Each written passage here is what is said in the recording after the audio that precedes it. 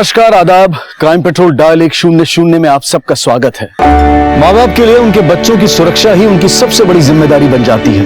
उनकी पैदाइश के साथ ही उनके भविष्य के लिए सपने सजाए जाते हैं। मेरा बेटा मेरा नाम रोशन करेगा। लेकिन जब वही बच्चे किसी खतरे में पड़ जाते हैं तो वो सपने धरे के धरे रह जाते हैं और उन बच्चों की सुरक्षा के अलावा उन्हें और कुछ नहीं सूझता।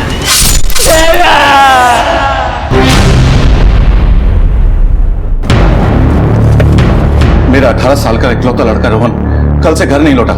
प्लीज इसको ढूंढ निकालिए। बेटी जी इंस्पेक्टर साहब, मेरा बेटा रोहन बाजवा घर से कार लेके निकला था ट्यूशन के लिए। ना तो वो वहां पहुंचा ना ही घर लौटा, और अब उसका फोन भी बंद है। किसी पे कोई शक? इंस्पेक्टर साहब, मेरी गारमेंट की फैक्ट्री वाइन शॉप से रोहन मेरा इकलौता बेटा है। अब मैं किस किस पे शक करूं? अच्छा, कोई रैंसम कॉल आया या रोहन घर से कुछ लेके गया हो, पैसे जेवर या कुछ और? नहीं, मेरा बेटा तो एटीएम कार्ड भी इस्तेमाल नहीं करता, और जब उसको पैसे की जरूरत होती थी तो वो मुझसे मांग लेता था। अच्छा, रोहन की किसी से कोई दुश्मनी थी या कोई चक्कर? मेरा बेटा ऐसा नहीं है, उसका किसी के साथ कोई चक्कर नहीं है। हाँ, बस एक खराबी है, उसकी दोस्ती खराब लोगों से। किससे दोस्ती थी? उसके भिखारी दोस्त चंदन और अमृता। आखिरी बार कब देखा था आपने उनको? कल 1 बजे जब वो ट्यूशन जा रहा था। आप रोहन की गाड़ी की डिटेल, रोहन का नंबर और उसके दोस्तों का नंबर लिखवा दीजिए। हम उसे ढूंढने की हर मुमकिन कोशिश करेंगे।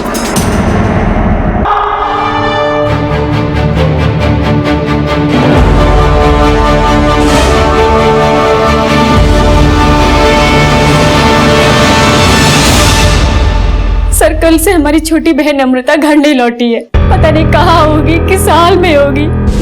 मर जाए वो तो अच्छा है, बहुत लड़कों के साथ घूमने लगी थी। अच्छा हुआ भाग गई, मेरे सर से बोझ हल्का हुआ। रोज रोज मुंह काला करवाने से अच्छा है एक दिन काली पोत के चली गई। उसका अफेयर था क्या चंदन या रोहन में से किसी के साथ? चाहे रोहन के साथ चक्कर हो या फिर चंदन के साथ या फिर दोनों के साथ, कोई फर्क नहीं पड़ता। मेरे लिए वो मर चुकी है। भगवान के लिए बस कर माँ, ऐसा मत बोल। छोटी बहन है वो हमारी, बस थोड़ी चंचल है वो। अमृता, माँ बहुत गुस्सा हो रही थी। तेरा यूं रोज रोज लड़कों के साथ घूमना ना उनको बिल्कुल नहीं पसंद है। माँ का बस चले ना तो मुझे खूंटे से ही बांध के रखे। मैं ना आसमान में उड़ना चाहती हूँ, सब कुछ पाना चाहती हूँ। और देखना, एक दिन माँ खुद कही थी, अमृता तेरे साथ ऐसा होगा, मैंने तो कभी सोचा ही नहीं। आखिरी बार आप लोगों ने अमृता को कब देखा था? सर, कल दिन को 2 बजे जब वो ट्यूशन के लिए जा रही थी। आप लोग सब साथ में ही रहते हैं? नहीं सर, मैं अपने ससुराल में रहती हूँ। बस कुछ दिनों के लिए मैं मायके आई हूँ और सुनीता की शादी भी होने को है। तो सर, आपसे हाथ जोड़ते हमारी छोटी बहन को ढूंढ के ले आइए। पुलिस को अब भी पूरा यकीन नहीं था कि ये एक किडनैपिंग का केस है, लेकिन उन्होंने तहकीकात में अपनी पूरी जी जान लगा दी। तुम चिंता मत करो, हम देखते हैं जाकर के उसको। नमस्ते साहब। क्या चंदन यहीं रहता है? हाँ साहब, और वो कल रात से घर ही नहीं लौटा है। हमने सोचा कि दोस्तों के यहाँ पढ़ाई करने गया होगा। वो अक्सर रात को दोस्तों के यहाँ पढ़ाई के लिए रुक जाता है और सुबह वहीं से कॉलेज भी चला जाता है। लेकिन सर, इस बार तो उसने आने में बहुत ही देर कर दी है। हम उसका नंबर भी लगा रहे थे पर वो भी बंद आ रहा है। हम आप ही के पास आ रहे थे। उसकी जिंदगी में सिर्फ पढ़ाई है, दिमाग बहुत तेज है हमारे चंदन का। पापा, ये देखो मेरा रिजल्ट है, मैं आज फिर से फर्स्ट आ गया क्लास में। अरे ये तो बहुत बड़ी बात है चंदन, शाबाश। मेरा बेटा मेरा नाम रोशन करेगा। कल ट्यूशन गया था, तब से घर नहीं लौटा हमारा चंदन। अच्छा, क्या आपको लगता है कि अमृता का चंदन और रोहन दोनों में से किसी के साथ कोई अफेयर है क्या? साहब, आप ये सब हमसे क्यों पूछ रहे हैं? जी नहीं साहब, चंदन और अमृता के बीच ऐसा कुछ भी नहीं है। हमारे बेटे का ध्यान तो पढ़ाई में लगा रहता है। हाँ, रोहन और अमृता के बीच कुछ हो तो मैं कह नहीं सकता। लेकिन तीनों में एक बात कॉमन है, तीनों आखिरी बार घर से ट्यूशन के लिए निकले थे। घर से कार लेके निकला था ट्यूशन के लिए। सर, कल दिन को 2 बजे। और वो कल रात से घर ही नहीं लौटा है। ये कैसे मुमकिन है कि 3 दोस्त एक साथ ट्यूशन के लिए निकले और एक साथ गायब हो गए? और तीनों के मोबाइल फोन्स भी तब से ही स्विच ऑफ आ रहा है। और इनके कॉल रिकॉर्ड्स की क्या सिचुएशन है? सर, कॉल रिकॉर्ड्स और लोकेशन डिटेल्स आज रात तक मिल जाएगी। तीनों में से कल कोई भी ट्यूशन नहीं आया। क्या इससे पहले भी तीनों ने एक साथ ट्यूशन से स्किप किया था? बहुत बार तो नहीं, मगर हाँ, अगर तीनों में से कोई एक भी ट्यूशन स्किप करता है तो बाकी दोनों भी स्किप कर देते हैं। भले ही वो लोग अलग अलग कॉलेज के थे, लेकिन तीनों बहुत पक्के दोस्त हैं। क्या अमृता का चंदन या रोहन किसी के साथ अफेयर चल रहा था? मेरे हिसाब से तो वो तीनों बहुत अच्छे दोस्त थे और अमृता का बिहेवियर चंदन और रोहन के साथ एक जैसा ही था।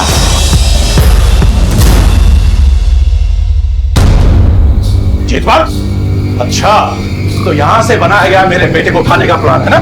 सारे के सारे भिखारी आपस में मिले हुए। हम तो हमारी बहन अमृता, चंदन और रोहन का कैसे पता लगाएं ये बात करने आए हैं। साहब को जितना भी दूध पिलाओ पालो, डसना नहीं छोड़ता वो। ये चाल थी नहीं सब। ये हमारी कोई चाल नहीं है, सब दिया धरा तुम्हारा ही है। तुम यही चाहते थे ना कि तुम्हारा बेटा गरीबों से दोस्ती ना रखे, इसलिए ये सब तुमने करवाया है अपने पैसे और ताकत के दम पर। जीतपाल, अगर मेरे बेटे का बाल भी बांका हुआ ना तो तेरे घर की ईंट से ईंट बजा दूंगा मैं। छोड़, देख लूंगा तुझे मैं।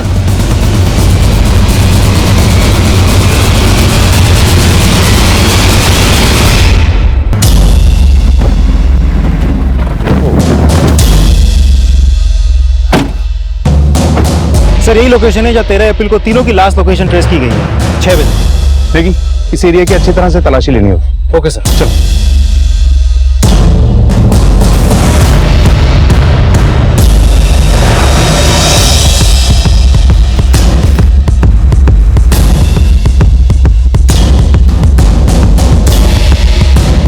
सर, यहाँ गाड़ी है।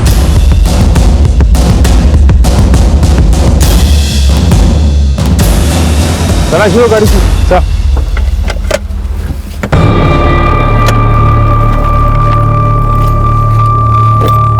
देखी कुछ मिला? नहीं सर, गाड़ी के अंदर बैग छोड़ के और कुछ नहीं मिला और ना ही यहाँ किसी के साथ कोई जबरदस्ती होने का सुराग दिखाई दे रहा है। देखिए ऐसा हो सकता है कि तीनों कार को यहाँ छोड़कर कहीं भाग गए हों या फिर उनके साथ कोई हादसा हो गया या फिर ये भी हो सकता है कि किडनैपर ने तीनों को यहाँ से गायब किया, गाड़ी को यहाँ छुपाया और उनको ले उड़ा। सर कॉल डिटेल से भी तो हमें कुछ नहीं मिला। ऐसा भी हो सकता है कि उस दिन इन तीनों के साथ कोई और भी था। तीनों की फोटो आसपास के इलाके में दिखा के पूछताछ करो। Okay sir. Sir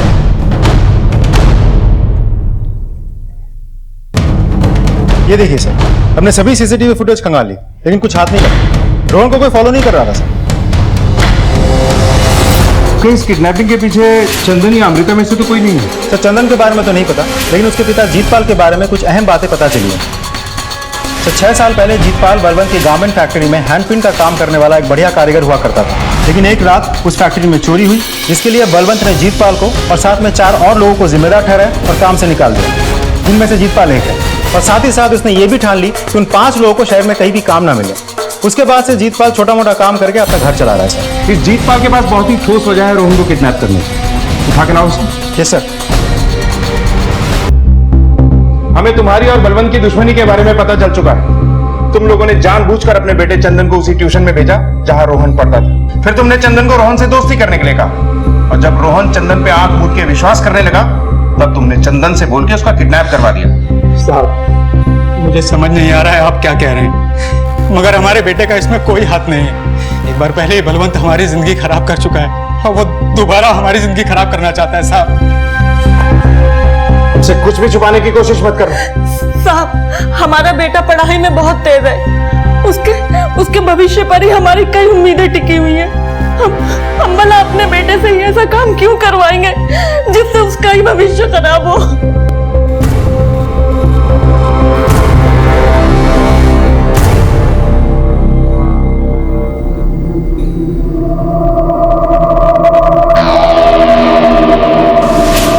good morning पापा। Good morning Rohan. क्या कर रहे हो? बेटा बस वही रोज की टाइप। पापा कब सीखोगे? छोड़ो।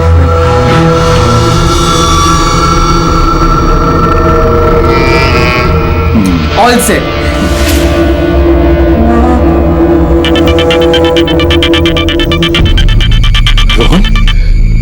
रोहन बेटा, बेटा तू कहाँ चला गया? देख कल से घर वाले सारे परेशान हैं। हेलो अंकल, पहचाना? चंदन बोल रहा हूँ। अब रोहन परलोक जाएगा। अगर कल सुबह 9 बजे आप हनुमान मंदिर के पास 25 लाख का बैग लेकर नहीं आए तो। सांप की औलाद, सफोले! देख मुझे मेरा बेटा सही सलामत चाहिए, बोल रहा मैं तुझे। देख मैं कल तक तेरा सारा पैसा दे दूंगा, मुझे मेरा बेटा सही सलामत चाहिए, समझ गया ना तू? चंदन, चंदन!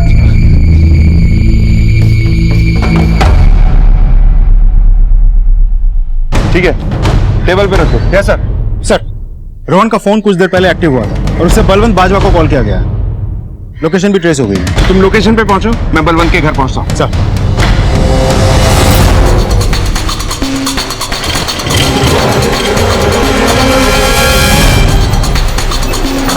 सर, ये वही जगह है जहाँ रोहन का फोन एक्टिव हुआ था। अगर कॉल यहाँ से हुआ है तो वो तीनों भी कहीं आसपास होंगे। ये एरिया तो रुड़की सहारनपुर बॉर्डर पे है और इस 40 किलोमीटर के हाईवे पे करीब 23 गांव हैं। अगर हम सभी थानों से पुलिस बुलाकर भी यहाँ खोजने बैठेंगे तो कम से कम 6 महीने बीत जाएंगे। चेतन, हमें आसपास के थानों से सभी क्रिमिनल्स के रिकॉर्ड चाहिए जो चोरी, किडनैपिंग और मर्डर के मामले में अटके हैं। पुलिस ने रोहन, चंदन और अमृता की तस्वीरें लोगों को दिखाकर अपनी पूछताछ को और तेज कर दिया था। ये सब सुनने के बाद मैं तुम्हारे मुंह से सिर्फ सच सुनना चाहता हूँ। हेलो अंकल, पहचाना? चंदन बोल रहा हूँ।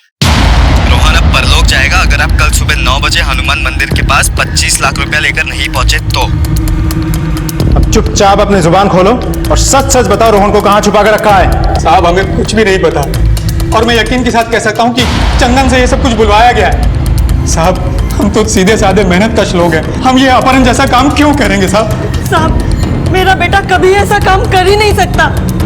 वो भी जरूर किसी मुश्किल में होगा, उसे बचा लीजिए। तुझे कितनी बार कहा था कि चंदन को बोल उस रोहन से दूर रहे, पर तू समझा नहीं पाई। अब भुगत। साहब, इस बलवंत के परिवार को जानने की हमको हर बार कीमत चुकानी पड़ी है। अगर इस सब में तुम्हारा हाथ निकला ना तो उसकी कीमत तो तुम्हें चुकानी ही पड़ेगी।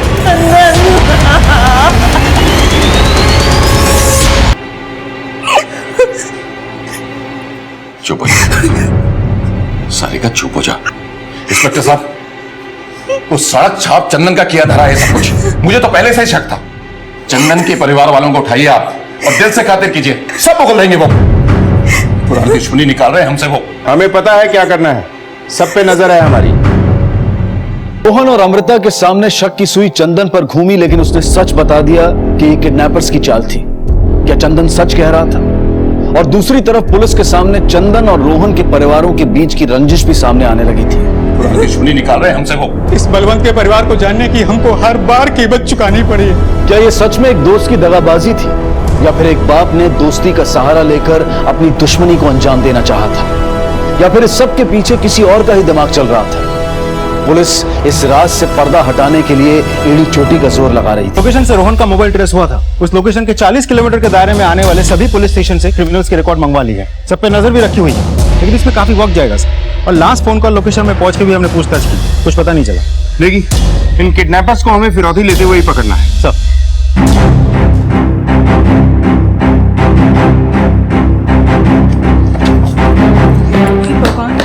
मेरे रोहन की रक्षा करो। तो टेंशन मत ले, अपना रोहन सही सलामत आएगा। चलता हूं।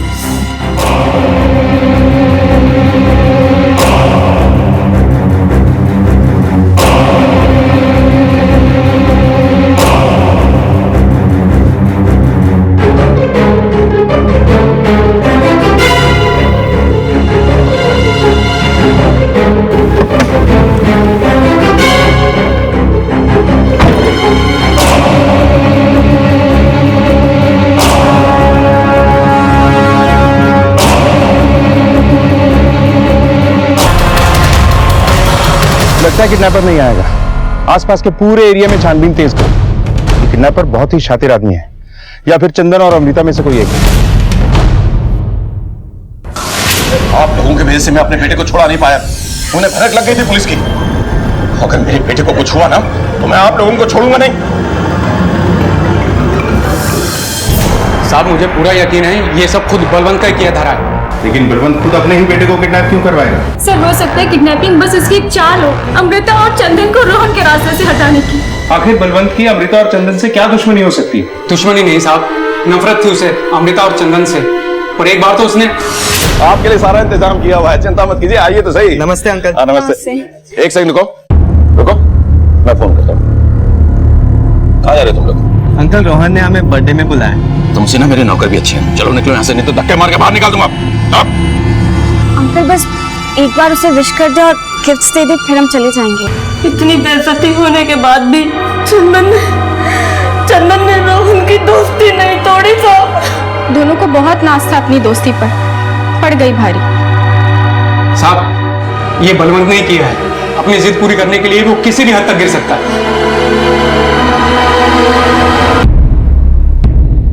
अपनी बहन अमृता के गायब हो जाने से फिक्रमंद अनीता और सुनीता रोजाना पूछताछ के लिए पुलिस स्टेशन आती थी।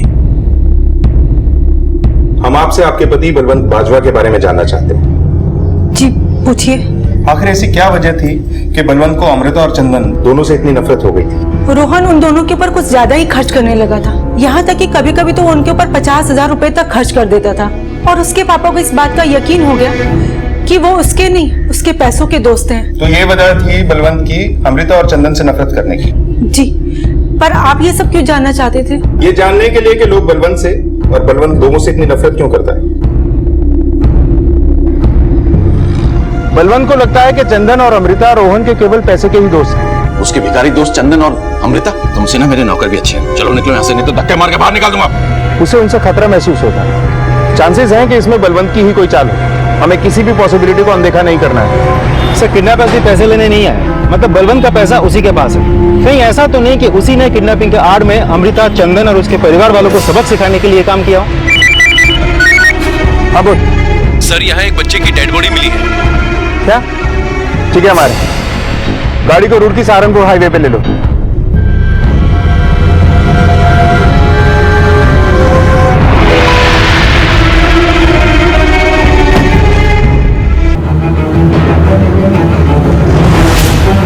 इसका मतलब वो लोग भी आसपास ही हैं। लेकिन सर, इसे क्यों मार दिया? कहीं पैसे ना मिलने का गुस्सा इस पर तो नहीं उतारा? आसपास के पूरे एरिया में अच्छे से छानबीन करो और बॉडी को पोस्टमार्टम के लिए भेजो। Yes sir. अपहरण का साधारण सा दिखने वाला ये केस चंदन की मौत के साथ पुलिस के लिए एकदम संगीन हो गया था। क्या वाकई बलवंत बाजवा ने खेल खेला था? जो भी हो, चंदन को मारकर अपराधियों ने अपने खतरनाक इरादे साफ कर दिए थे। पेचीदगियां बढ़ती जा रही थी, लेकिन अब तक पुलिस के हाथ कोई ठोस सुराग और सबूत नहीं लगा था। और चंदन के माता पिता पर यह खबर एक बिजली बनकर टूटी थी। चंदन! चंदन! मेरा चंदन! आखिर बलवंत ने बदला ले ही लिया और आप लोग उसका कुछ नहीं बिगाड़ सके, क्योंकि वो अमीर आदमी है, पैसे वाला, वो सब कुछ कर ही सकता है। पुलिस ने अब कमर कस ली थी। उन्होंने अपहरण और कत्ल जैसे संगीन अपराधों में संदिग्ध अपराधियों की बारीकी से छानबीन शुरू की। एक एक नाम को टटोला गया। रोहन, चंदन और अमृता की पूछताछ में भी तेजी लाई गई।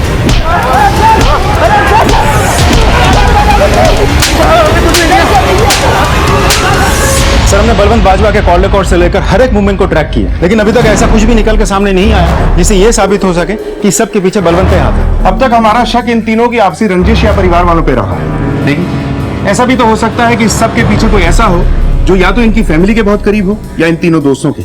एक काम करो, इनके घर पर आने जाने वाले हर आदमी पे नजर रखो। Okay sir.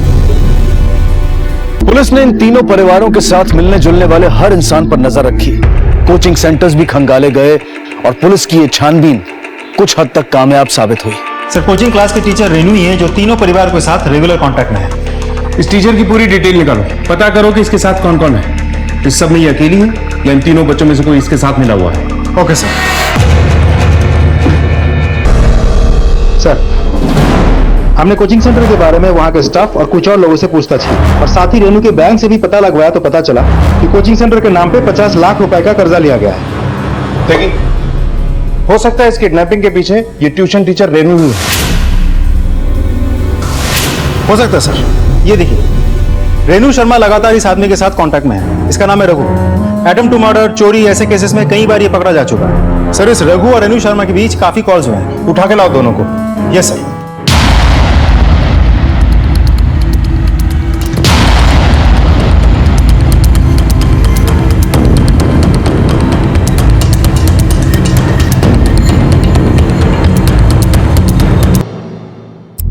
आप इस केस में इतना इंटरेस्ट क्यों नहीं रही है मैडम?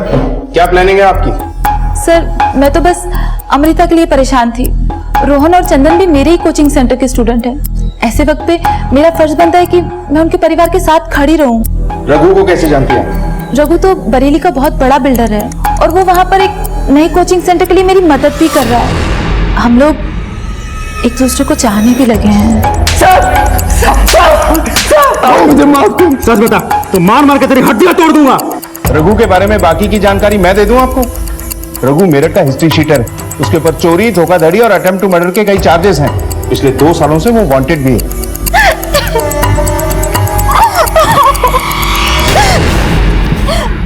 मैंने तो 50 लाख रुपए लोन लेकर उसे नए कोचिंग सेंटर के लिए भी दे दिए। वो सारे पैसे तो मैंने जुए में उड़ा दिए साहब। और साहब मैं सच कह रहा हूँ, मेरा इस किडनैपिंग से कुछ लेना देना नहीं, कुछ लेना देना नहीं सर।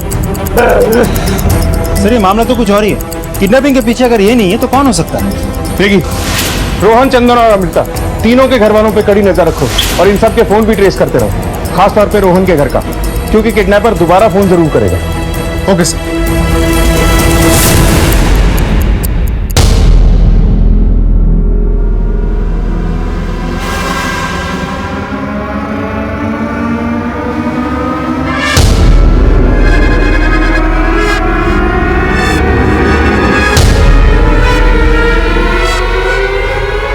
अगर अपने बेटे रोहन को जिंदा देखना चाहते हो तो इस बार 50 लाख रुपए पुराने पुल पर लेकर आना, और गलती से भी अगर पुलिस को इस बार बताया तो हम रोहन को जिंदा नहीं छोड़ेंगे।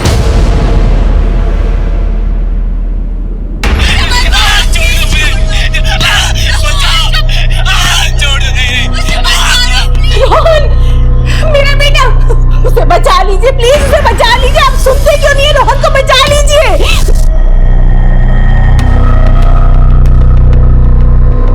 ओके ठीक है सर, खबरी से पता चला है कि राजू नाम के बंदे से फेक सिम कार्ड लिए गए हैं। एक काम करो, राजू की दुकान से इशूड सभी one time use mobile connections के लोकेशन ट्रेस करो। हो सकता है ये हमें उसके पास ले जा सके। Okay sir.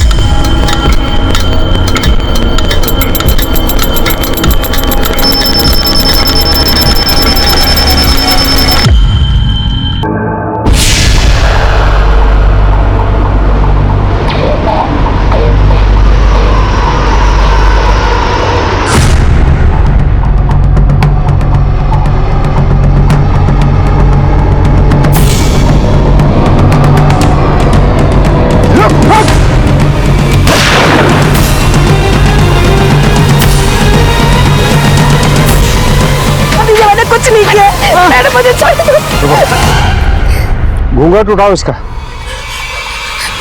साहब हमने कुछ नहीं किया साहब, हमने कुछ नहीं किया साहब। सीधे सीधे बोल दे किसके कहने पे किया ये सब। साहब वो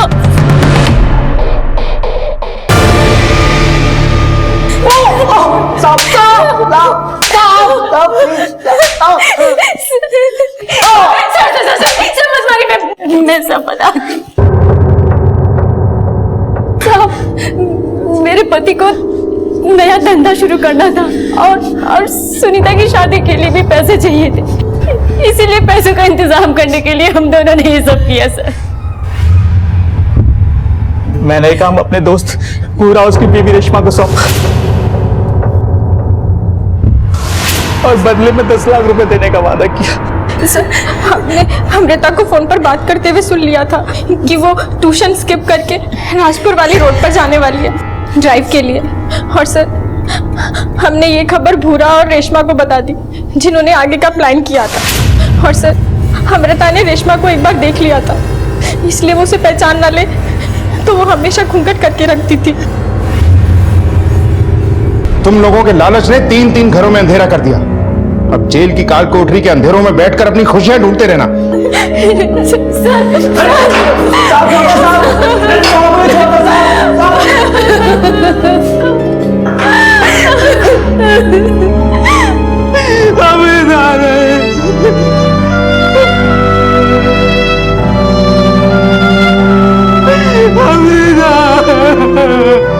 विश्वास, भरोसा, ये वो शब्द हैं जिनकी नींव पर रिश्तों की इमारत खड़ी होती है, और अगर एक भी ईंट खिसक जाए तो या तो इस इमारत में दरारें पड़ जाती हैं या फिर पूरी की पूरी इमारत ढह सकती है। तीनों दोस्तों की दोस्ती की इमारत काफी मजबूत थी, लेकिन इतनी मजबूत नहीं थी कि अपने अंदर शक को न पनपने दे। पहले रोहन और अमृता ने चंदन पर और फिर रोहन ने अमृता की दोस्ती पर शक किया और यह शक इन तीनों की जिंदगियों को बर्बाद कर गया। अनीता और सुनीता ने अपनी जिंदगी को संवारने के लिए अपनी बहन अमृता के अमीर दोस्त रोहन को निशाना बनाया, लेकिन उनके लालच की इस चक्की में अमृता भी पिस गई। 3 जिंदगियां और उनके परिवार तबाह हो गए, उनके सपने चकनाचूर हो गए। अपने बच्चों की खुशियों और उनके भविष्य की चिंता में लगे माता पिता को उनकी मौत ने हिलाकर रख दिया। ये माँ बाप का कर्तव्य है कि वो अपने बच्चों को हर सुख सुविधा प्रदान करने की कोशिश करें, लेकिन बच्चों का भी यह फर्ज है कि वो कोई ऐसा कदम ना उठाएं जिससे उनके माँ बाप या वो खुद किसी तकलीफ में आ जाए। इसी विचार के साथ अब मैं अनूप सोनी आपसे विदा लेता हूं। फिर मुलाकात होगी अगले एपिसोड में एक और चौंका देने वाले केस के साथ। तब तक अपना और अपने परिवार का ख्याल रखें और देखते रहें क्राइम पेट्रोल डायल 100। सबक एक को सीख हम सबको। जय हिंद। आज की इस भागदौड़ भरी जिंदगी में हर कोई अपना भविष्य उज्जवल बनाने की दौड़ में लगा है। एक लंबी प्लानिंग बना रखी है जिंदगी की, लेकिन दूर की सोच में कभी कभी नजदीकी मामले बिगड़ जाते हैं। कुछ बड़ा हासिल करने की कोशिश में जो हाथ में है वो भी खो जाता है। आज की ये कहानी एक ऐसे दिल दहला देने वाले सच की तरफ इशारा करती है जिसकी अनदेखी करके एक परिवार ने बहुत बड़ी कीमत चुकाई।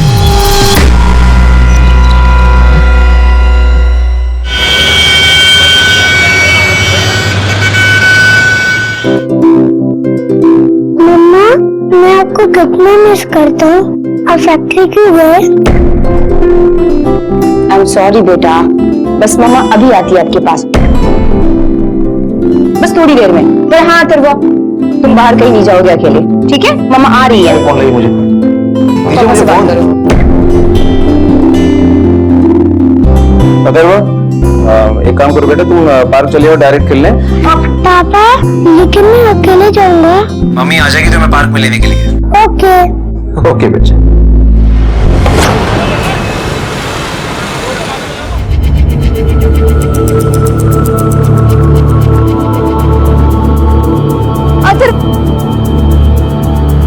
अथर्वा, अथर्वा, अथर्वा, मेरा बेटा छोटा सा वो। अथर्वा, अथर्वा, अथर्वा, अथर्वा, अथर्वा।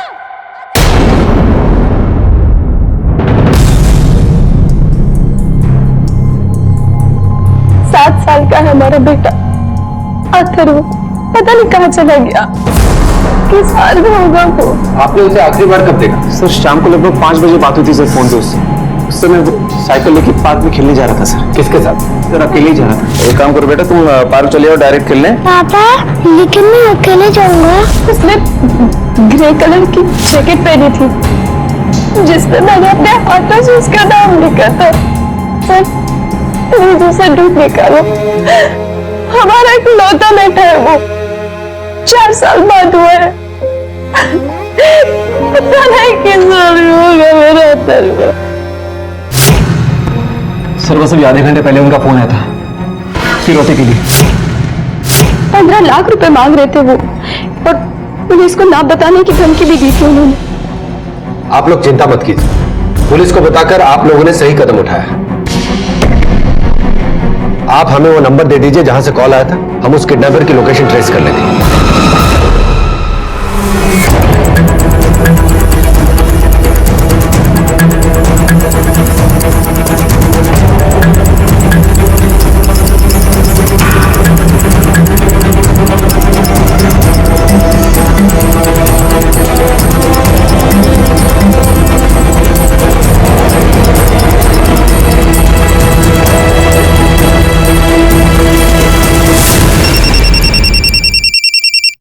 हेलो। अरे कैसे माँ बाप हो तुम? अपने बच्चे पे जरा भी तरस नहीं आया। हमें धोखा दिया, अब देखो तुम्हारे बच्चे के साथ मैं क्या करता हूँ। देखिए देखिए, हमारे बच्चे को छोड़ दीजिए प्लीज, कुछ मत कीजिए। हेलो हेलो, क्या बात है? सर मुझे पता चल गया कि आप लोग हमारे साथ हैं। सर जिस किडनैपर का फोन आया था उसकी लोकेशन ट्रेस हो गई है। जल्दी चलो।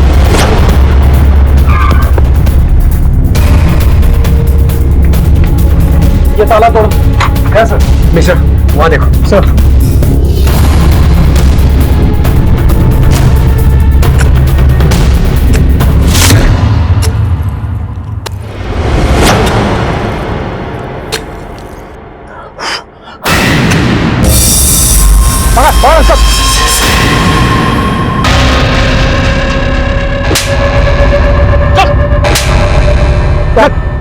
चेहरा तो बुरी तरह कुचल दिया ताकि शिनाख्त ना हो।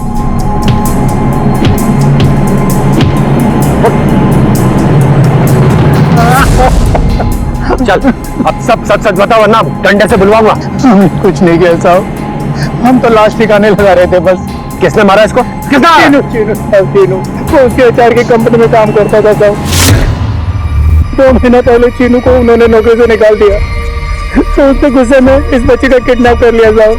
हमने भी पैसे का लालच देकर हमें साथ में मिला लिया साहब। उसी ने मारा है, उसी ने इसका चेहरा भी खराब किया है। पैसों के लिए किसी के साथ भी किडनैपिंग का प्लान कर लेगा तू? नहीं, अरे नहीं, मर्डर और किडनैपिंग का चार्ज लगेगा तुझ पे। लेके जाओ उसको, लेके जाओ। मिस्टर सर, लाश को पोस्टमार्टम के लिए भेजें और पता लगाओ कि ये चीनू कौन है। सर।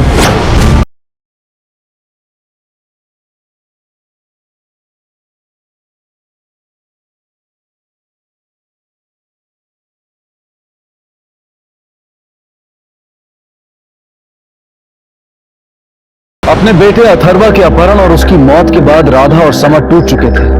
6 महीने बीत चुके थे। पुलिस के कड़े संघर्ष के बावजूद अब भी एक अपहरणकर्ता उनके हाथ से दूर था।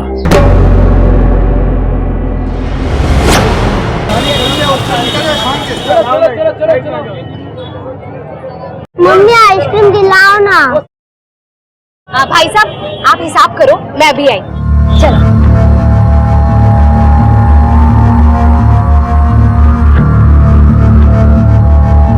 कितना हुआ भैया?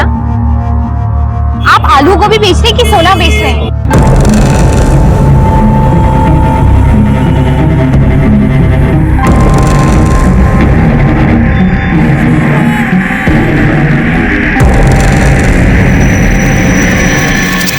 आपको 100 रुपए दूंगी मैं, उससे 1 रुपया भी ज्यादा नहीं दूंगी। अमन, अमन,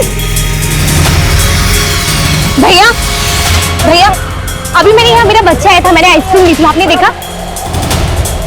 अमन, आपने मेरे बेटे को देखा क्या? अमन,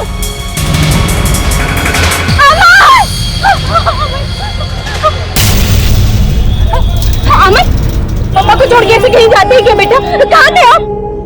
बहन जी, मोल भाव के चक्कर में ऐसे बच्चे को भूलना गलत है ना।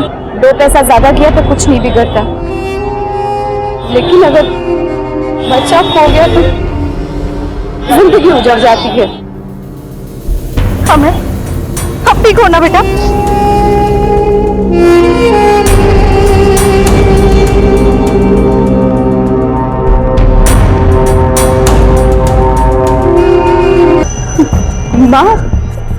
माँ जी, हम इसकी माँ है, ये हमारा बेटा है। हमारे पोते को ऐसी माँ की कोई जरूरत नहीं। अरे तेरी वजह से ही मरा है अथर्व। मृदुला, अब बस भी करो।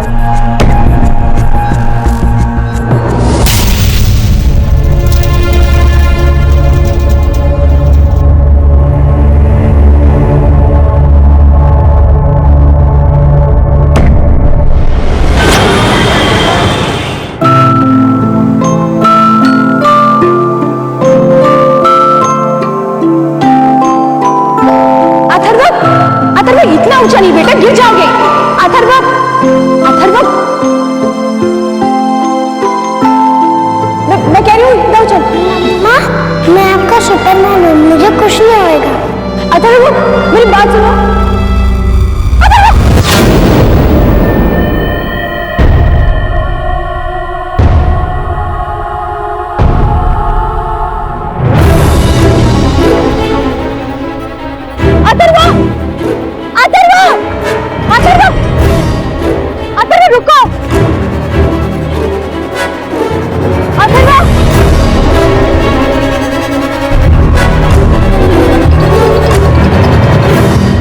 साहब, हमारा नाम शरद है, हमें शास्त्री नगर में रहने वाली है राधा माथुर के खिलाफ रिपोर्ट लिखानी है। क्या हुआ? हम अखबार बांटने का काम करते हैं। अभी थोड़ी देर पहले जब हम अखबार डालने आज उसके घर गए तो उसने हमें बुला के बहुत मारा साहब। क्या कर रही हो?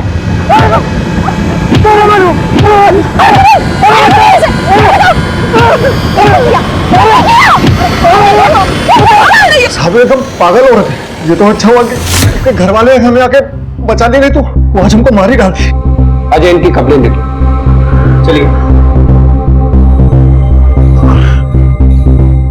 राधा माथुर, ये वही है ना mister Shastri Nagar kidnapping case वाली? जी सर, उस किडनैपिंग में उनके बच्चे की जान गई।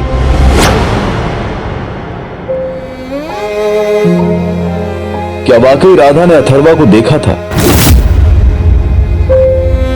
क्या अथर्वा जिंदा था?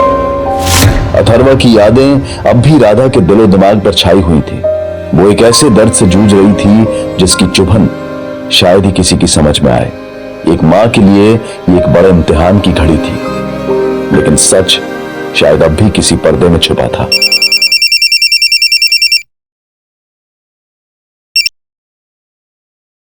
हेलो, वो ग्रे जैकेट तुम्हारे बच्चे का फेवरेट जैकेट है ना? हेलो, कौन बोल रहा है? तुम्हारा बेटा अथर्वा भी जिंदा है। आप कौन बोल रहे हो? Hello hello hello. Number you have called is currently switched off. Number you have called is currently switched off.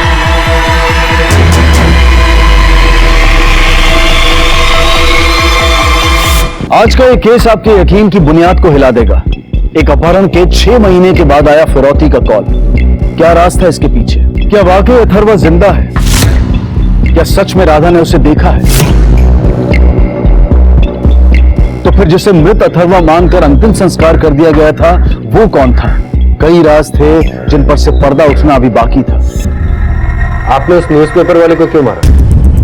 क्योंकि पागल है, इसका दिमाग खराब है। आपको यकीन नहीं आता तो इसके डॉक्टर से पूछ लीजिए। देखिए, हमने सवाल राधा से किया है, आपसे नहीं। बताइए। हमें उसमें एक नोट मिला था। क्या ये तूने लिखा है ना? ये उस न्यूज़पेपर में मिला था हमें।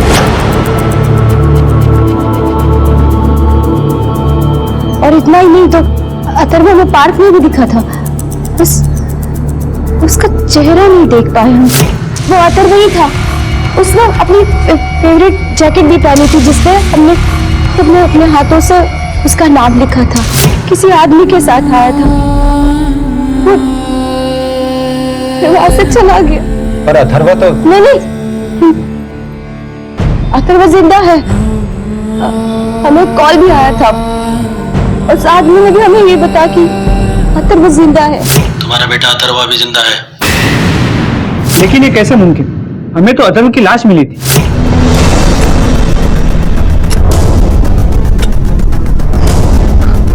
किसने मारा इसको? चीनू। अथर्वा का किडनैपर चीनू अभी तक लापता है, लेकिन अथर्वा के कपड़े देखकर आप ही लोगों ने उसकी लाश की शिनाख्त की थी। हाँ, हमने उस बच्चे का अंतिम संस्कार अपने हाथों से किया था, लेकिन हमारा दिल तब भी नहीं माना था। हमने तो उस बच्चे के शर्ट, पैंट और कट काटे से अंदाज लगा दिया था, पर उस बच्चे का चेहरा इतना बिगड़ा हुआ था कि कुछ पक्का नहीं कह सकते। वो जैकेट भी तो नहीं मिली। मैं कहती हूँ ताई जी, मेरा अथर्वा जिंदा है। मेरा अथर्वा जिंदा है, मैं कहती हूँ यकीन से। मृदुला जी, आप इन पर हाथ नहीं उठा सकती। हम अपनी बहू के साथ क्या कर सकते क्या नहीं, ये आपसे नहीं सुनेंगे। ये आपकी पुलिस चौकी नहीं है, लेकिन ये हमारा घर है। इस तरह तुम किसी पे हाथ नहीं उठा सकती। समर कहाँ है? जब से अथर्वा गया है, वो घर में रहते ही कहाँ है। आपने उसे बताया इन कॉल्स के बारे में? नहीं, हमने उन्हें कॉल के बारे में कुछ नहीं बताया। ठीक है, आप वो नंबर हमें दे दीजिए। 6 महीने के बाद फिर से फिरौती का फोन आने पर इस केस में नया मोड़ आ गया। लेकिन क्या यह मुमकिन था कि कोई अपहरणकर्ता 6 महीनों तक खामोश रहे और फिर फिरौती की रकम की मांग करे? इतने दिनों की खामोशी के बाद जैसे राधा की थमी हुई जिंदगी में तूफान उठ खड़ा हुआ, और ये तूफान महज एक संकेत नहीं था, इसके बहाव में बहुत कुछ बह जाने वाला था।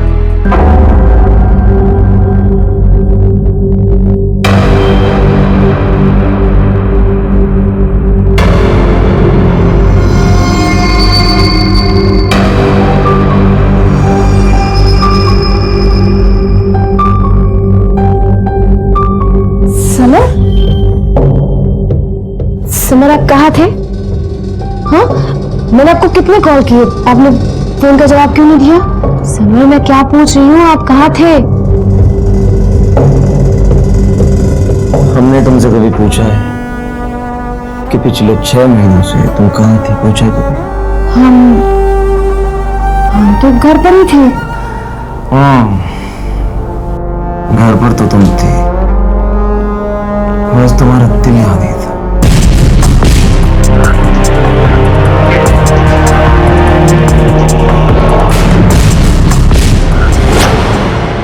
तुम्हारे नाम पर रजिस्टर्ड है ये नंबर। तुम्हारे ही नंबर से फिरौती का कॉल आया था।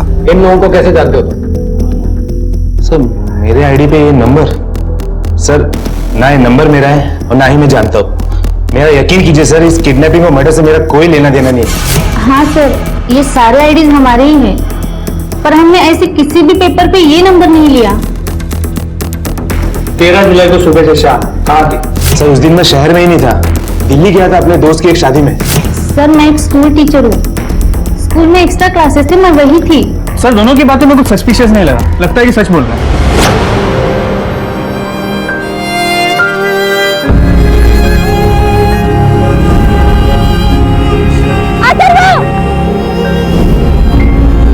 तुम्हारा बेटा अथर्वा भी जिंदा है। अथर्वा मर चुका था। उसका अंतिम संस्कार खुद समर ने अपने हाथों से किया था। राधा ने भारी मन से इस सच को स्वीकारा था। क्या सच पूरी तरह बेनकाब हो गया था या अब भी कुछ राज थे जो सामने आने बाकी थे?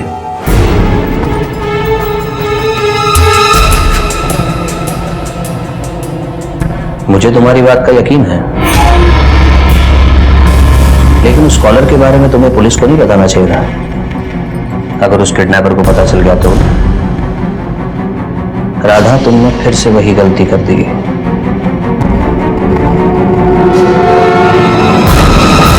राधा की उम्मीदें बढ़ती जा रही थी, उसका मन आशा और आशंका से भरा हुआ था।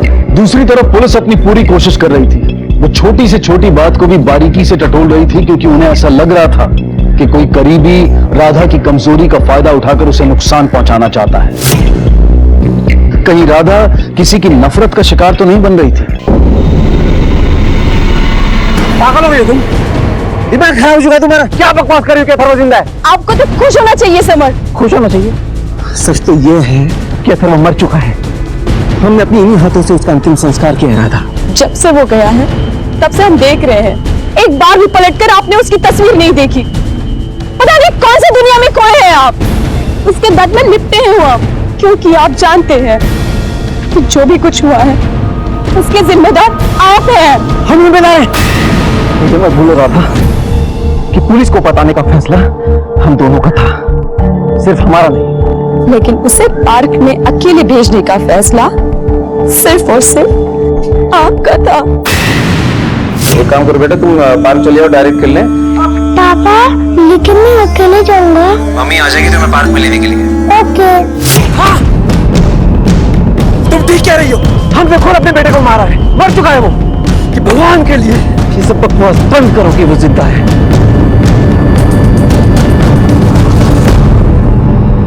तो रवीना और प्रकाश के बारे में पता किया, दोनों सच कह रहे हैं। किसी ने उनके आईडीज और डॉक्यूमेंट्स इस्तेमाल करके वो नंबर्स लिए थे 10 जुलाई को, और उस नंबर से सिर्फ राधा को फोन किया गया। पर कोई ऐसा करेगा क्यों? प्रकाश और रवीना के हिसाब से उन्होंने पिछले 1-1.5 साल में अपने आईडीज किसी को नहीं दिए, तो फिर किडनैपर के पास उनके आईडीज कहां से आए और वो चाहता क्या है?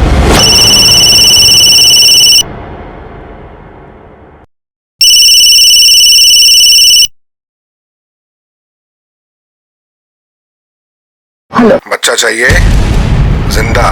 तो आज भी रकम वही है, 15 लाख। कब और कहां वो मैं फोन करके बताऊंगा। और हाँ, इस बार पुलिस को बताने की गलती मत करना, वरना इस बार मैं बच्चे को सचमुच मार डालूंगा। अरे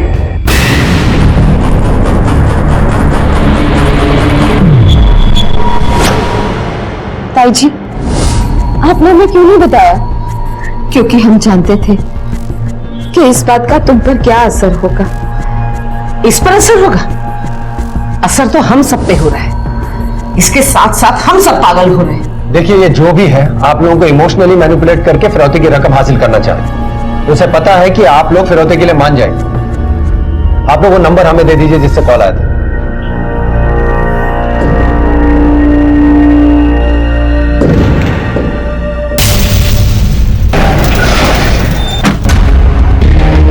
ये जो भी है राधा के आसपास का है, जो उसे अच्छे तरीके से जानता है। मिश्रा, राधा की सास मृदुला से उसके रिश्ते कभी अच्छे नहीं रहे और पिछले 6 महीने में वो रिश्ते और बिगड़ गए।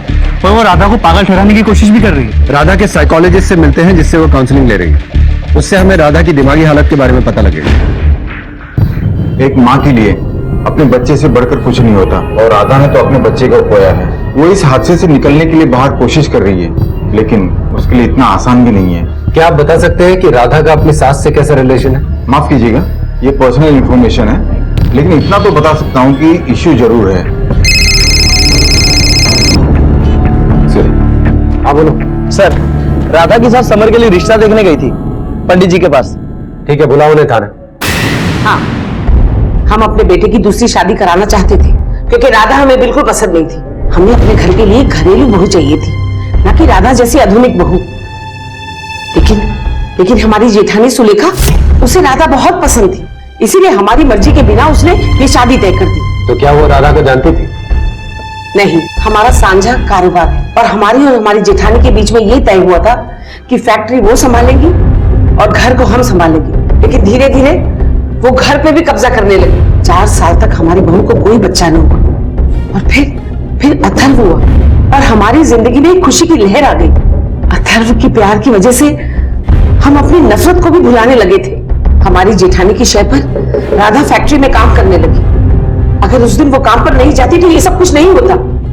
और फिर आप लोगों को उसके अगवा होने की खबर देकर उसने और बड़ी गलती की। किडनैपिंग के केस में पुलिस को जल्द से जल्द इन्फॉर्म करना जरूरी होता है। उसका नतीजा देख चुके हैं हम। आप लाख दलीलें दें, लेकिन ये इल्जाम आप पर और राधा पर ही आएगा। तो अपनी इस नफरत के चलते आपने अपने पोते के नाम पर अपनी बहू को पागल बनाकर उससे छुटकारा पाना चाहा, ताकि आप अपने बेटे की दूसरी शादी कर सकें। देखिए, हम राधा से नफरत जरूर करते हैं, लेकिन इतनी भी नहीं कि उसके लिए हमें अपने पोते के नाम का सहारा लेना पड़े। ठीक है, फिलहाल आप जा सकती हैं।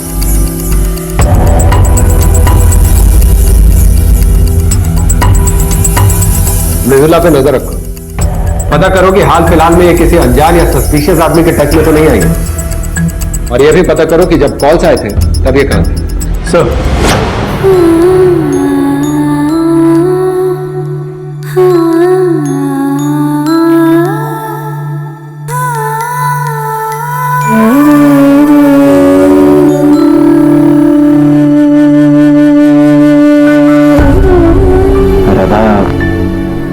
हम जानते हैं कि अथर्व के जाने के बाद से हम तुमसे अच्छे से बात नहीं कर पाए और तुम भी इन फोन कॉल्स के कारण काफी परेशान रहती हो।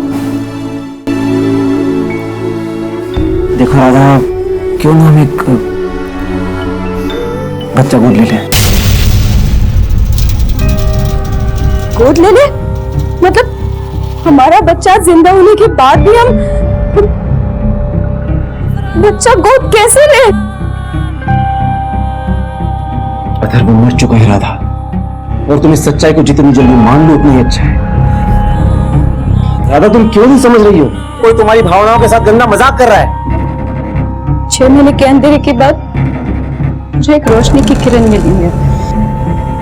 अब उस किरण को मैं अंधेरे में खोने नहीं दूंगी। मैं अपना बच्चा वापस लेके रहूंगी, चाहे मुझे उसकी कुछ भी कीमत चुकानी पड़े। राधा को पकड़ के रखोगी राधा, तो जिंदगी में कभी आगे नहीं बढ़ पाओगी तुम। आज मैं अथर्व की सारी यादें खत्म कर देता हूँ।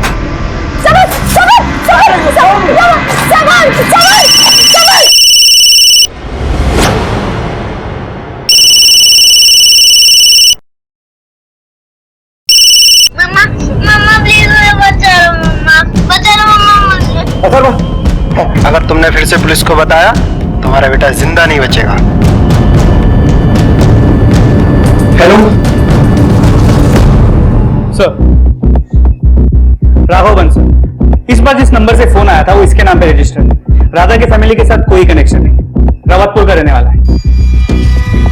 पिछले साल लखनऊ शिफ्ट हुआ, वहां इसकी दुकान है। प्रकाश और रवीना की तरह इसकी आईडी को भी मिसयूज किया गया। मिश्रा, ये जो कोई भी है इसमें आईडीज ला कहां से रहा है? अलग अलग लोग, अलग अलग लोकेशन। सर ये नंबर की लास्ट लोकेशन ट्रेस हो गई है। फोन शाहपुर से किया गया है।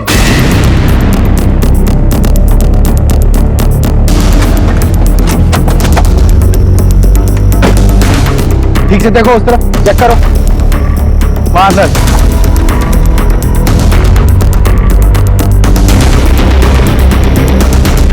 सर गोडाउन की तरह यहाँ भी कोई नहीं है और ना ही कोई क्लू है। सर एक कॉलर बड़ा ही तेज है। ज्यादा तेज दौड़ने वाले अक्सर मुंह के बल गिरते हैं।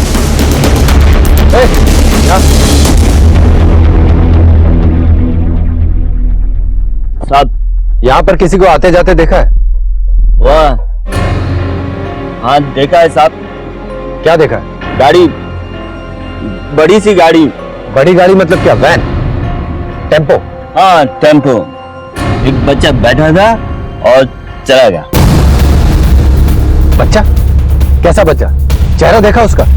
नहीं, 8-10 साल का बच्चा था, बैठा और चला गया। ठीक है, जा।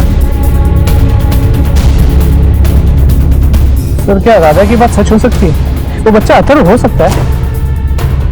तो मिश्रा, एक शराबी की बात पर भी कैसे भरोसा किया जाए? चलो। ये भी तो पॉसिबल है कि अथर्व की मौत का कोई सोची समझी साजिश के तहत फायदा उठाना चाहता है। हो सकता है।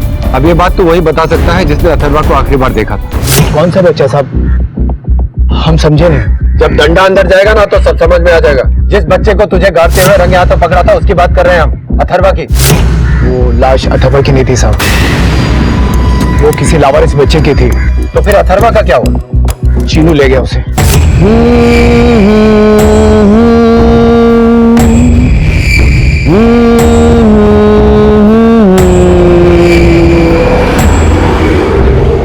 सारा नाटक चीनू का रचा हुआ है साहब। उसको पैसे नहीं मिले थे तो भड़क गया था वो। तो ये बात तूने हमें पहले क्यों नहीं बताई? चीनू ने हमें आप लोगों से झूठ बोलने के लिए कहा था। उसके बदले वो हमारे परिवार की मदद करेगा, पर साहब उसने हमारे परिवार को पलट कर भी नहीं देखा। अब तक तो सिर्फ राधा ही थी जो अथर्वा के जिंदा होने का दावा कर रही थी, लेकिन अब समर ने भी फोन पर एक ऐसे बच्चे की आवाज सुनी थी जो काफी हद तक अथर्वा जैसी थी। ऊपर से बब्बन ने भी अपनी बात बदल दी थी। कल तक पुलिस बब्बन की गवाही पर और अथर्वा के घर वालों की शिनाख्त पर फार्म हाउस में मिली लाश को अथर्वा की लाश मान रही थी, लेकिन अब इस संभावना से इनकार नहीं किया जा सकता था कि अथर्वा सच में जिंदा था। क्या अपहरणकर्ताओं ने सही मौके की तलाश में इतना इंतजार किया था? पुलिस के लिए यह केस दिन ब दिन उलझता जा रहा था। झूठ कभी एक डाली पर नहीं टिकता। जहां फायदा हो वहां उछल कर चला जाता। अगर ये बब्बन एक बार झूठ बोल सकता है तो हो सकता है इस बार भी बोल रहा हूं। लेकिन उसकी बात सच निकली तो? मिश्रा, पता करो कि उस दौरान किसी ऐसे बच्चे की मिसिंग होने की कंप्लेंट लिखाई गई थी क्या, जो उम्र और दिखने में बिल्कुल अथर्वा जैसा लगता? अगर वो लाश अथर्वा की नहीं थी तो किसी की तो होगी। सर मुझे तो अब भी ये विश्वास नहीं हो रहा कोई किडनैपर 6 महीने तक बच्चे को क्यों पाले। और अगर शराबी की बात माने, बच्चा खुद अपनी मर्जी से वैन में बैठा और चला गया। हो सकता है कि वो टेम्पो वाला उसका जान पहचान का। सर शक तो अथर्व की फैमिली पे भी जाता है। हो सकता है असली मुजरिम परिवार में ही छुपा। बब्बन और चीनू के साथ कोई तीसरा भी मिला हुआ हो सकता है। इंस्पेक्टर साहब, यही है वो निकम्मा जो राधा को बार बार फोन करके तंग किया करता था।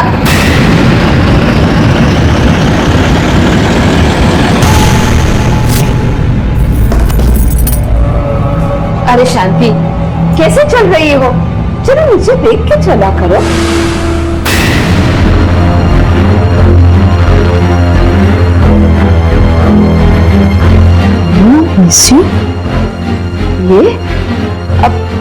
ये कचरा तुम्हें कहाँ से मिला? निखिल भैया के रूम से मिला कचरा। जब काम वाली ने हमें बताया कि वो कचरा उसे इसके रूम में से मिला था, तब हम फौरन इसके रूम में गए और देखा तो पेपर के बहुत सारे टुकड़े पहले से ही वहां पड़े हुए थे।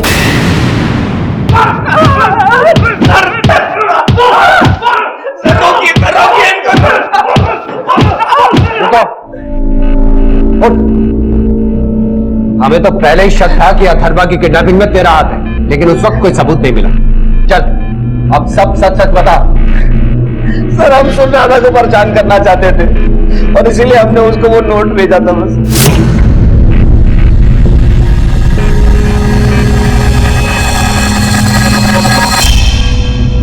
क्यों किया तुमने ऐसा? क्योंकि हम राधा के जरिए अपनी माँ को चोट पहुंचाना चाहते थे। उन्होंने हमें हमेशा समर से कम ही आकर अब तो उनके सगे बेटे हैं ना, लेकिन बिजनेस में भी उन्होंने हमेशा समर को आगे रखा। हम उनकी नजरों में हमेशा से बुरे बेटे थे। और अपनी इस नालायकी में तुमने अथर्व को किडनैप किया और फिर उसका मर्डर कर दिया। अब तो उनके सगे बेटे हैं ना, लेकिन बिजनेस में भी उन्होंने हमेशा समर को आगे रखा। हम उनकी नजरों में हमेशा से बुरे बेटे थे। और अपनी इस नालायकी में तुमने अथर्व को किडनैप किया और फिर उसका मर्डर कर दिया। नहीं सर, हमने ना ही अथर्व को किडनैप किया और ना ही उसका मर्डर। हमने कोई राधा को फोन कॉल भी नहीं किए, बस राधा को पहला नोट भेजा था, इसके अलावा हम कुछ नहीं जानते। हम सिर्फ अपनी माँ का प्यार पाना चाहते थे सर। लेकिन अथर्व के किडनैपिंग और मर्डर के बाद भी हमारी माँ पूरी तरह से समर की होती। अगर इतना ही दिमाग तुमने अपने बिजनेस में लगाया होता तो शायद आज तुम्हारी माँ तुम्हें भी पसंद करती। सर, निखिल के कॉल रिकॉर्ड्स और लोकेशंस को वेरीफाई किया, कुछ गड़बड़ी नजर नहीं है। लगता है कि सच कह रहा है। निखिल का पहले भी उस किडनैपर चीनू से कोई कनेक्शन नहीं निकला था, तो फिर और कौन हो सकता है?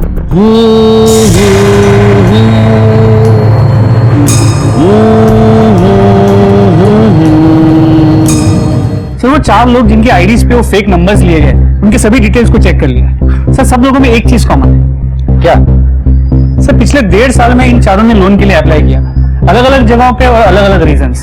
प्रकाश को चाहिए था लोन गाड़ी खरीदने के लिए, रवीना को होम लोन चाहिए था, राघव बंसल को एजुकेशन लोन चाहिए था अपने बेटे के लिए, और सानिया मल्होत्रा को पर्सनल लोन चाहिए। इंटरेस्टिंग बात यह है कि इनमें से किसी को भी लोन नहीं मिला, सभी के एप्लीकेशंस रिजेक्ट हो गए। तो ये है कॉमन लिंक। इन सब के आईडीज उन लोन एप्लीकेशंस के साथ सबमिट की गई थी जो रिजेक्ट हो गई। मिश्रा, पता लगा कि इन बैंक से रिजेक्टेड एप्लीकेशंस के साथ जो आईडीज होती हैं वो कहां जाती हैं, और उन बच्चों का क्या हुआ जो अथर्वा के साथ मिसिंग हुए थे? सर, शाम तक फाइल्स आ जाएंगी।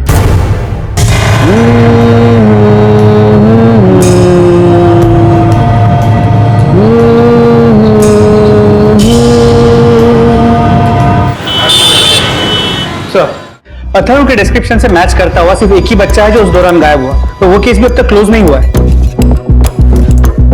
सर, नाम राहुल है, 14 जनवरी को विवेकानंद नगर से गायब हुआ। मिश्रा, हो सकता है ये वही बच्चा हो जिसकी लाश हमें मिली थी, या फिर ये भी हो सकता है कि ये सब एक इत्तेफाक। हाँ, बोलो। क्या? सर, राधा और समर दोनों गायब हैं। साहब, कल शाम से दोनों गायब हैं। हमें तो बहुत चिंता हो रही है। वो घर से किस वक्त निकले थे? पता नहीं, पर हाँ साहब, कल हमने उन दोनों को उन्हीं के कमरे में देखा था शाम को, करीबन 7-8 बजे। साहब, हमारे सारे गहने भी चोरी हो गए। कल ही हमने बैंक से निकलवाए थे। आपने अपने सारे गहने घर पे लाके क्यों रखे थे? फिरौती के लिए। सब इनकी वजह से हुआ है। इन्होंने पैसे देने से मना कर दिया, इसीलिए हमें बैंक से गहने निकालने पड़े ताकि पैसों का इंतजाम हो सके, लेकिन वो भी चोरी हो गए। हमें तो लगता है ये सारे पैसे राधा और समर ने ही चोरी किए हैं। अगर राधा और समर ने फिरौती के लिए ये पैसे लिए तो मृदुला जी को क्यों नहीं बताया? वो तो तैयार थी। ये राधा और समर अचानक से कहां चले गए, और वो भी ज्वेलरी लेकर? कहीं ऐसा तो नहीं कि वो किडनैपर को फिरौती की रकम देने गए हो चोरी छिपे? सर, उन दोनों के कॉल रिकॉर्ड्स मंगवाए। इसके अलावा वो 4 लोग जिनके आईडीज पे वो फेक नंबर्स लिए गए, उनके बारे में भी पता लगा। उन्होंने जिन कंपनी में लोन के लिए अप्लाई किया था वहां पे भी बात की, तो पता चला जिन लोगों के लोन रिजेक्ट होते हैं उन सभी के पेपर्स एक ही टेलीमार्केटिंग कंपनी को फॉरवर्ड होते हैं, बिग रीच। पता लगाओ कि इस कंपनी में किस किस को इन डॉक्यूमेंट्स का एक्सेस मिलता है सर, और हमें इस चीनू को भी जल्द से जल्द पकड़ना होगा। हर पीसीआर, ट्रैफिक पुलिस और अपने खबरी नेटवर्क को फिर से अलर्ट करो। सर, ये राधा और समर के कॉल रिकॉर्ड्स है। ये दोनों रेगुलर एक अननोन नंबर के टच में हैं, और वो नंबर पीसीओ का है। पता करो किस पीसीओ का। सर, मिश्रा, हमें समर के ऑफिस जाके उसके फाइनेंशियल स्टेटस के बारे में भी पता लगाना होगा। उसने अपने घर में चोरी अपने बच्चे के लिए की है या फिर कोई और बात है?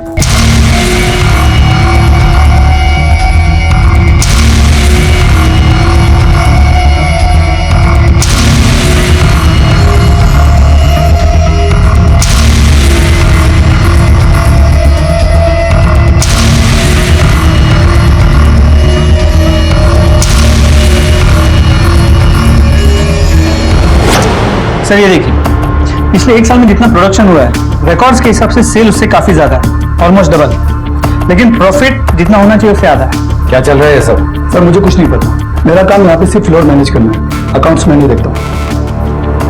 चलो। अथर्व के किडनैपिंग के पहले से ही समर किसी फ्रॉड में इन्वॉल्व लगता है। हो सकता है कि सब कुछ समर ने प्लान किया और राधा भी उसका साथ दे रही है। समर की फाइनेंशियल कंडीशन ठीक नहीं है, इतना तो साफ है। हो सकता है इतने दिनों से राधा और समर उस पीसीओ वाले नंबर पर उसके नाम पर चीनू से ही बात कर रहे हो। लेकिन सर, कोई माँ बाप अपने बेटे की किडनैपिंग और मर्डर प्लान कर सकते हैं क्या? सर एक मिनट। पीएसआई मिश्रा, ठीक है हम अभी आते हैं। सर, जुगईपुर में अबैंडन बिल्डिंग के पास पीसीआर ने चीनू को स्पॉट किया। इस बार बच के जाना नहीं चाहिए। देखो आर्थिक ठीक से। सर चलो।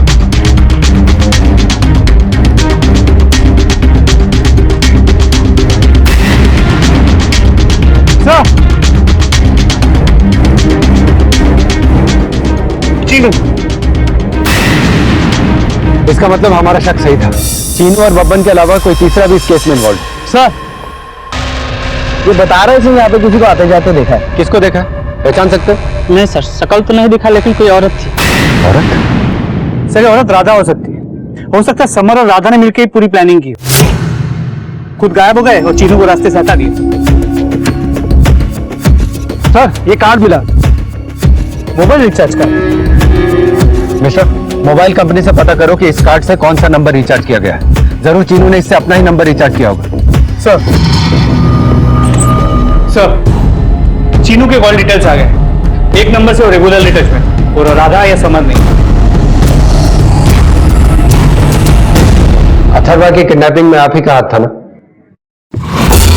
हाँ, बस अब ये हम सारी बातें अपने अंदर नहीं रख सकते। क्यों किया आपने ऐसा? शायद अपनी झूठी अहंकार की वजह से।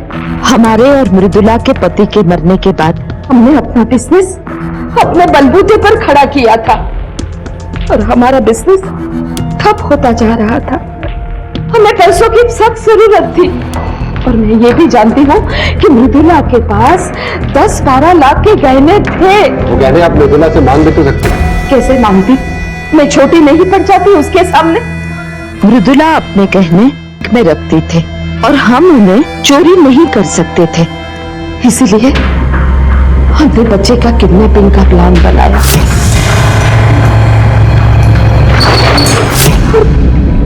और हम वो गहने निकालने के लिए घर वालों को ये बताने ही वाले थे कि अथर्वा किडनैप हो गया है। पर उससे पहले समर और राधा ने पुलिस में अथर्वा की मिसिंग कंप्लेन कर दी। हम बहुत डर गए थे, और इसीलिए हमने चीनू को फोन करके कहा कि वो अथर्वा को छोड़ दे। हमने कहा ना कि हम ऐसा कुछ नहीं कर सकते, तुम अथर्वा को छोड़ दो। ए बुढ़िया, तुझे क्या मैं बेवकूफ लगा? एक तो तूने मुझे 1 लाख रुपए देने का वायदा किया, और अपनी बात से अभी पलट रही है। देख, अब प्लान कैंसिल नहीं होगा। ये सब आपने हमें पहले बता दिया होता तो अथर्वा को ढूंढने में आपकी इंफॉर्मेशन हमारे काम आ जाती। सर, हमने कहा ना कि हम बहुत डर गए थे, पर हम कुछ कर पाते उससे पहले चीनू ने अथर्वा को तड़पा तड़पा के मार डाला। चीनू को कब मारा? 3 दिन पहले अथर्वा की किडनैपिंग और बाद में उसकी मौत को लेकर चीनू हमें फोन करके ब्लैकमेल करता रहता था। हमें पता था कि अथर्वा 6 महीने पहले ही मर चुका है, और वो अथर्वा ही था जिसकी लाश बब्बन ने ठिकाने लगाई थी, और जिसका अग्नि संस्कार खुद समर ने ही किया था। और अब लग रहा था कि वो चीनू ही है जो राधा को फोन करके और पैसे निकलवाना चाहता है। ये लोग कहीं उसकी बातों में आकर और पैसे ना दे दे, इसलिए हमने ही गहने चुराए। एक ही बार सारा पैसा लेकर सारा मामला खत्म करने के लिए वहां बुलाया। ये लो तुम्हारे पैसे, अब हमारा हिसाब खत्म, समझे?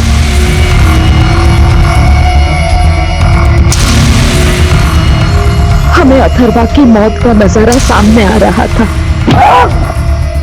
बदला लेने के लिए हमने चीनू को मार दिया। चीनू के मरने के बाद भी राधा को फोन आ रहे थे, इसका मतलब कोई और भी ये खेल में। पीएसआई मिश्रा, क्या? ठीक है।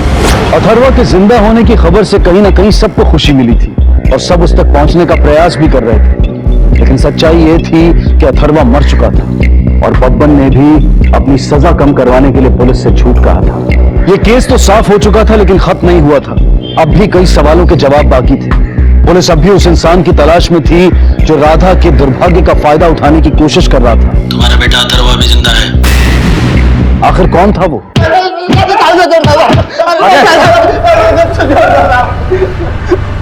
बताता हूँ साहब, बताता हूँ। बोल। मैं लोगों को आईडी प्रूफ देता था साहब। किसको? साहब वो साइकोलॉजिस्ट उमेश बख्शी को साहब। अरे आप लोग घुसे आ ये बता दे। तलाशियो। सर, ये उनमें से एक नंबर है जिससे राधा को फोन किया गया। मतलब हो ना हो ये तीनों नंबर भी वही हैं।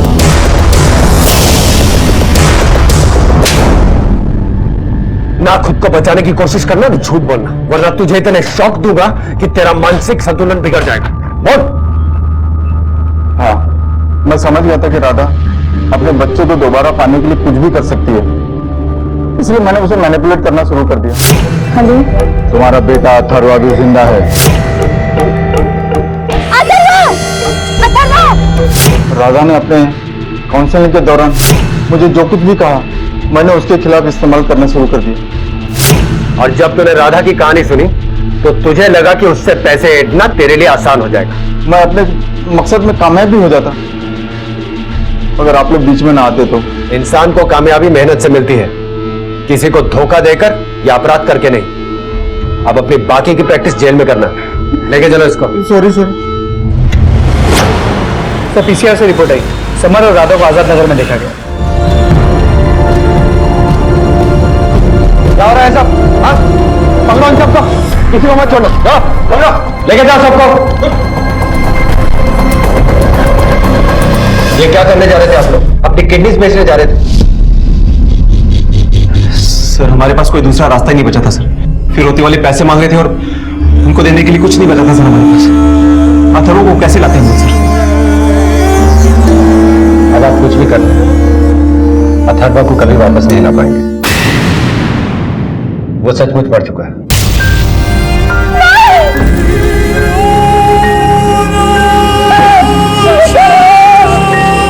हमें यह भी पता लग गया है कि उसका किडनैप किसने किया था। किसने सर?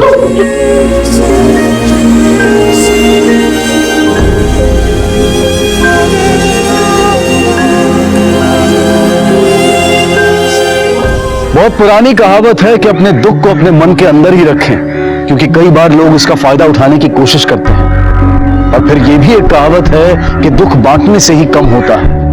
तो फिर किस कहावत को सही माना जाए? कहावत चाहे कोई भी क्यों ना हो, लेकिन समझना यह जरूरी है कि जिंदगी में किसी भी मोड़ पर इतने कमजोर ना पड़े कि किसी अपराध के चंगुल में फंस जाए, क्योंकि अपराध उन्हीं को अपने शिकंजे में लेता है जो अपने आप को संभाल नहीं पाते हैं। आखिर राधा ने इस सच को मान लिया कि अथर्वा जा चुका है हमेशा के लिए। राधा ने और समर ने मिलकर एक बच्चे को गोद लेकर अपनी जिंदगी को फिर से आगे बढ़ाने का सही फैसला लिया है। सुलेखा अपने झूठे अहम को स्वाभिमान का नाम देकर एक ऐसे अपराध में शामिल हो गई कि उसे संभलने का मौका ही नहीं मिला। उसकी एक भूल ने न सिर्फ उसके घर को उजाड़ दिया, बल्कि उसे जेल की काल कोठरी तक पहुंचा दिया। बुरे वक्त में हम सब टूटकर बिखरते हैं, लेकिन जितनी जल्दी हम अपने आप को समेट लें उतना ही हमारे लिए अच्छा होता है। इसी विचार के साथ अब मैं अनूप सोनी आपसे विदा लेता हूं। फिर मुलाकात होगी अगले एपिसोड में एक और चौंका देने वाले केस के साथ। तब तक अपना और अपने परिवार का ख्याल रखें और देखते रहें क्राइम पेट्रोल डायल 100। सबक एक को सीख हम सबको। जय। इस तरह के और भी एपिसोड देखने के लिए हमारे चैनल को सब्सक्राइब करें और बेल आइकन दबाना ना भूलें।